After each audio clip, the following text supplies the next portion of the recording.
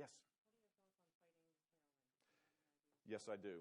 The question is, what are my thoughts about fighting heroin, an epidemic that is not just unique to New Hampshire, but I would say I've never seen anything quite like it here, just because it's a small state and it comes up in almost every conversation. When I was governor, we created, first of all, I had a personal experience with my daughter in a very highly public kind of way, was seeking prescription drugs that illicitly, and she paid a price. She went to drug court, and it saved her life in my mind, and she was courageous to go through it in a very public way. She was treated pretty toughly because no one wanted to give the governor's daughter a break. I understood that. But I'm proud of her, and we had a drug court system that was in every circuit. I would suggest that's part of a strategy to deal with this. You create, the drug court beauty is that you get whatever the crime is that you commit, it gets withheld if you go through a drug court and get clean, get your life together. There's all sorts of unique challenges, and the drug court monitors and manages that process, which means you have to have drug treatment as well, and it has to be adequately funded.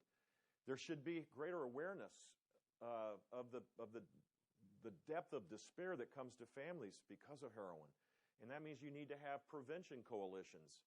This is a bottom-up state. How many cities do you have, or towns do you have in your district? 108 towns and 4 cities. Out of 280, you've got 280 towns or something like that in New Hampshire? 234. I mean, this is a bottoms-up state. There should be coalitions in every community so people are aware. The schools need to play a role. I think the doctors need to play a role. We're overprescribing pain medication in this country, way overprescribing. And it's now the gateway for heroin because it's so costly. So on the bottom-up approach, more treatment, better prevention, a focus on making sure that everybody's engaged to solve this problem, including the professional medical community. And at the national level, we need to secure the border, plain and simple, for all sorts of reasons. But this one is the most pressing reason for New Hampshire. The reason why people are converting from opiates to heroin is that it's so much cheaper. You can't afford, your prescription runs out, you're hooked on it, you want to get the high that you can get through using this stuff, and heroin becomes the alternative. And it is so dangerous because it's so potent now, we have to control the border.